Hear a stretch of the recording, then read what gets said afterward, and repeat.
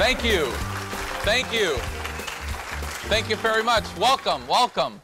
You know, every entrepreneur and small business owner knows the importance of having enough qualified leads or prospects. Without qualified leads, there's no quality appointments.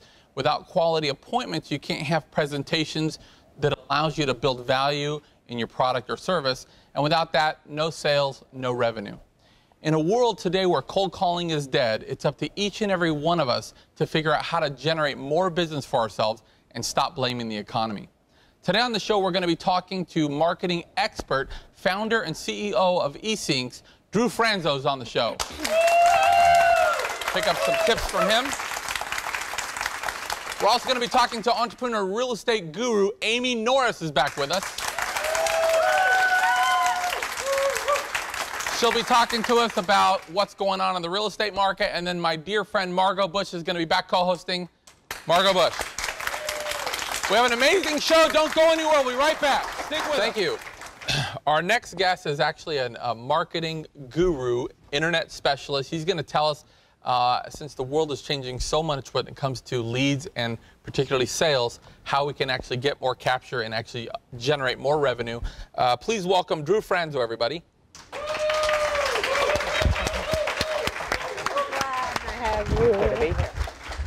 Thanks for making the trip, man. Drew, I'm glad you made the trip. It's about 3 hours for you, from what I understood. And we spoke a couple of weeks ago on the phone, and I had mentioned in the opening of the show, I'd started this documentary about social media, and I found you in a magazine talking about, and of course the New Orleans area is a huge area, that your company was #1, won a bunch of awards. And I don't know what, it was after hours, if you remember, I was sitting there and I said, I just want to talk to this guy. I picked up the phone and you happened to answer also. We just somehow just got right to each other. We started talking and I said, you know, this is somebody that I have to have on the show. Tell us a little bit first, a little bit about your background, where you come from. Definitely. Graduated from Mississippi State University in 2007. And then from there went off to the New Orleans Center for Creative Arts, me and my wife, out of college. It put us back down in Slidell, where I was kind of born and raised. Worked there, basically did all the marketing there, and that gave me really my chance and really experience to do what I always knew I wanted to do, which is own my own business. And then actually decided to make the jump when my wife was pregnant with our second one, and said now's the time. Now everything's lining up for me to own my own business, to start my own business, and decided to make the jump for it. Well, tell us a little bit about your company, eSyncs. I mentioned in the opening about leads, and obviously cold calling is dead. In fact, I read recently that you know, one really specific focused hour on social media is equivalent to maybe 15, 20 hours of the old working the phones, hunting the sales like I'm accustomed to. Do you think that's pretty accurate? That's beyond accurate. When we started up eSyncs, really the core goal was to build out websites for clients. But we found that exactly what we were just saying is that a lot of these clients didn't want to do the sales, didn't want to get out there and do it. And social media, email marketing, these tools are so vital for businesses nowadays. And this is something that we help with now on a day-to-day basis, is managing this for clients and helping get those leads, because it is so valuable. Well, and once you said, you don't realize this, but I got this kind of wild hair and I said, that's it. I was convinced that the last 2 people I hired to do my social media knew less than I did. And I thought, you know what, I'm going to buy a book, I'm going to reach out to some and I'm going to do it myself.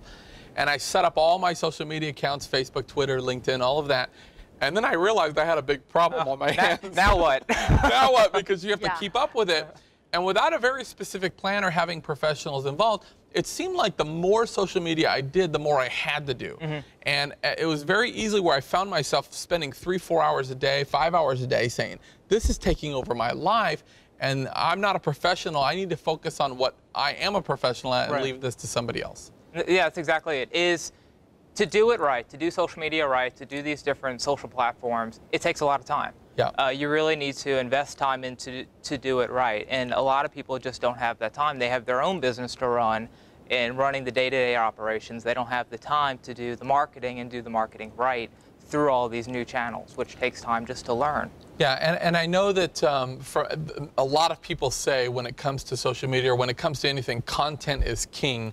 but particularly in this field, it really is.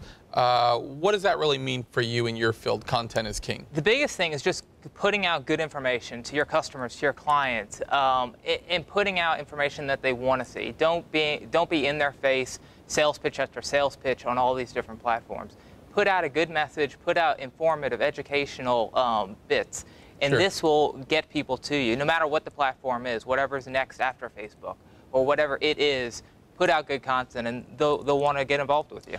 Well, you know, I actually read the same exact thing you're saying, that even though there's well over 1 billion people now on these social media sites, I kind of came in just a few weeks ago and I thought, you know, is it too late? Maybe I missed the boat. A couple of years ago, I should have gotten involved. And the point and I've been talking to some of the high ups that, like yourself, that this is what they do. And they made the point to me, they said, you know, even though there's so many people involved technically that have social media sites, 99% of the people out there are still doing it wrong. And the reason why is they're either begging for business, hey, come check out my deal I have going on, or they're begging people to, you know, hey, check out my open house, or they're begging for leads. And that's really not the key. Like you say, the key is putting out value, giving away free content, getting people used to coming in and taking that content, and then now they're you know, Facebook requesting you or linking to you saying, hey, what do you do? Right. And they come to you. Perfect example is even the Super Bowl several weeks ago. Yeah. Oreo hit the nail on the head. These other companies spent millions and millions and millions on television commercials. Oreo's, they didn't spend a dime on it. They had one tweet that went out when the dome went pitch black, and they sent out a little image graphic on the fly about being able to dunk your Oreos in the dark. And this got so many retweets on Facebook, on Twitter, that they were really the star of the show, and their marketing budget for advertising really was very minimal. Probably a fraction of Budweiser and Doritos and all the big boys. Well, I want to take a short break, but when we come back, I want to talk a little bit about the social media sites that are out there and what you feel like our viewers can do to make a difference in their business. More, and when we come back, we'll be right back with Drew Franzo, everybody. Thank you. I'm here with Drew Franzo. He is the founder and CEO of eSyncs. We've been talking a lot about how things have been changing and marketing and social media. And I was telling him during the break, you know, I've been doing this really focused.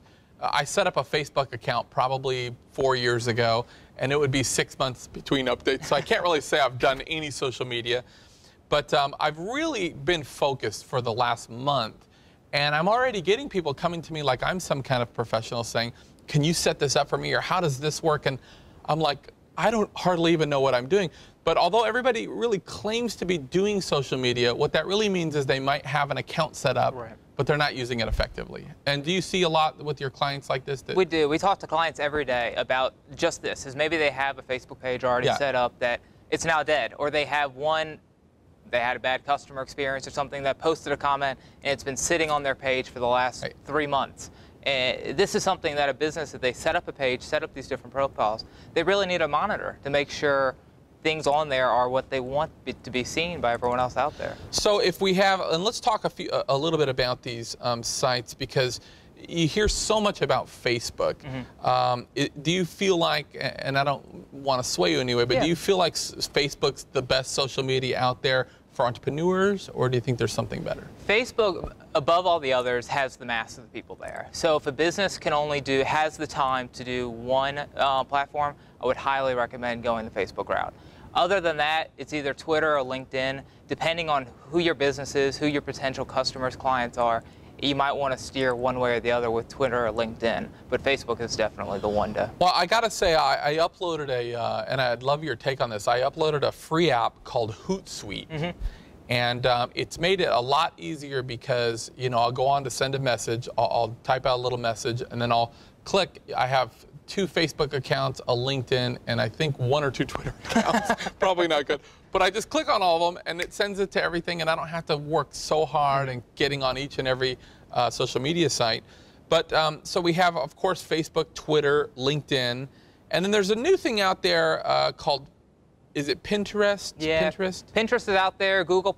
There's a few ones that are kind of out there trying to be the next big thing. Pinterest is more geared to women, kind of crafts that area. And then Google Plus is Google's version of Facebook that Google's trying to launch. Is kind of the two. Okay, so if you have only time to do one thing, probably you say Facebook's the one that's out there the biggest. But don't you feel like for small business owners that are struggling, and I meet a lot of small business owners and entrepreneurs that they say, you know, I'll do whatever it takes. But when I go there, we'll sit there 6-8 hours and they're not doing much of anything. So if possible, we probably want a Facebook, LinkedIn, and Twitter account if we're a business out there. If you do set them up, the biggest thing, if you do set up all these multiple profiles, is just to keep an eye on it. Even if you have this mass message that goes out to all these different channels, you still want to know what's coming into the different channels. So that is very important as well. Well, and so let me ask you a question. I have some friends, and whom one I just spoke with the other day, but I have a friend whose name's Ed Harding. Ed Harding, many people know he was Tony Robbins' first mentor. He's 69 or 70 years old. He's a great guy, lives in Southern Cal. And he'll call me and he'll be like, Dan, how the heck do you keep all this crap straight? You know, he goes off on me like I have the solutions, but he's like, geez, I got to figure out something. I don't care what it costs. Find me somebody to do this. You know, and he's as frustrated as I am, but for some reason he thinks I'm going to lead him into this solution. But for somebody like myself or Ed Harding, really we could just pass the ball to you guys and say, look, handle this stuff for us. I presume we'll have a weekly call or something. Well, we'll give you some things that we want to say or some content. You guys just keep it up for us. This isn't our wheelhouse. You're the professionals. Let us focus on what we're good at and go from there. And that's exactly what basically eSyncs has molded into. When we started up, it was all about websites being built out. But after meeting with these clients and really learning their businesses, they didn't have that person to really manage it for them, to really do it right. And that's where it kind of, eSyncs has now molded into not only websites, but the day-to-day management of these different platforms for businesses. Which is a lot, because even as you mentioned your site, with something like this, we have to change it almost you know, a couple times a week, and guests that are coming, it really does add up to a lot of work. Now you mentioned too, marketing. I read online that your marketing will actually help clients create a buzz. What is the buzz that your company can help somebody create? The buzz is really just the term that we kind of coined at eSyncs, and it's really just the conglomerate of all the different ongoing day-to-day management of services that we offer to these clients. Really what the end goal is for any client is just to get their name out there to all these consumers, to get them talking to you, get them interacting with on your Facebook page, retweeting posts that you throw out on Twitter. So the biggest thing is just creating a buzz, just like that, for your business, so people can find you.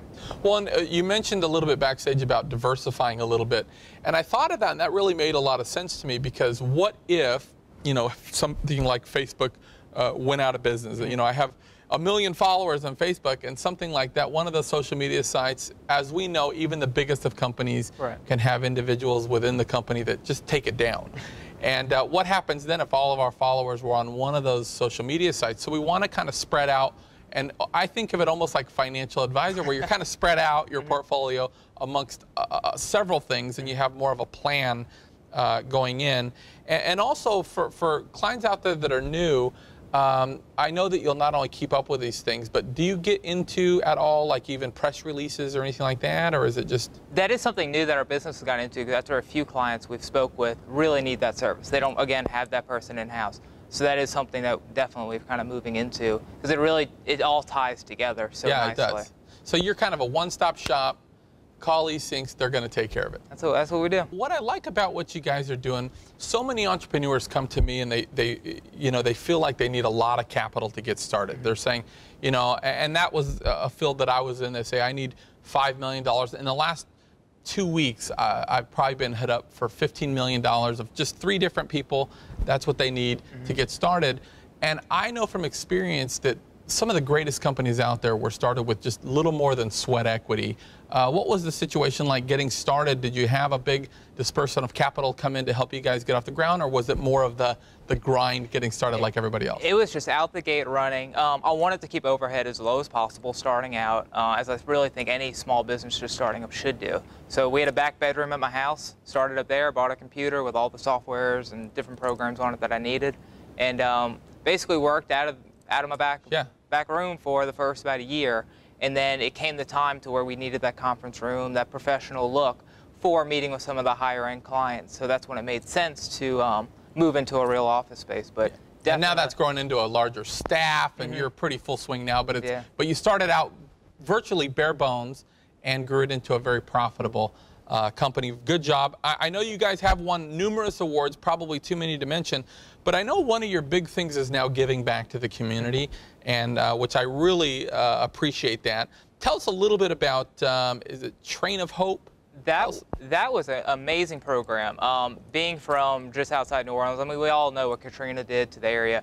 So when Hurricane Sandy hit the East Coast, two public leaders in our community, Donna O'Daniels and Kim Bergeron, started up this program where literally there's an Amtrak station in the middle of Slidell.